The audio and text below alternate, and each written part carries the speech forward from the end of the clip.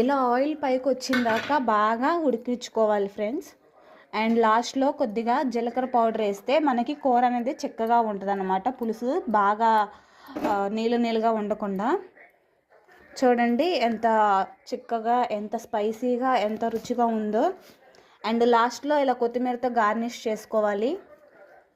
కొత్తిమీర అనేది వేయడం వల్ల మనకి ఫ్లేవర్ వచ్చిద్ది. అది లేకపోతే ఇంక కర్రీ అస్సలు బాగోదు. సో కొత్తిమీర ఎంత ఎక్కువ ఉంటే అంత మంచిదన్నమాట. ఇలా గార్నిష్ చేసుకోవాలి. ఇక యమ్మీగా చేపల కూర ఈజ్ రెడీ. బాగా ఆకలేస్తుంది, తినేసేయాలి త్వరగా. అసలుకే టైం 12 దాటింది.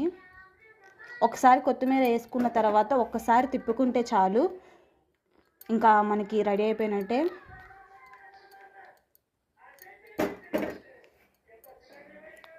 ఓకే బాయ్ ఫ్రెండ్స్, చేపల కూర ఈజ్ రెడీ. మేము తింటున్నాం ఇంకా.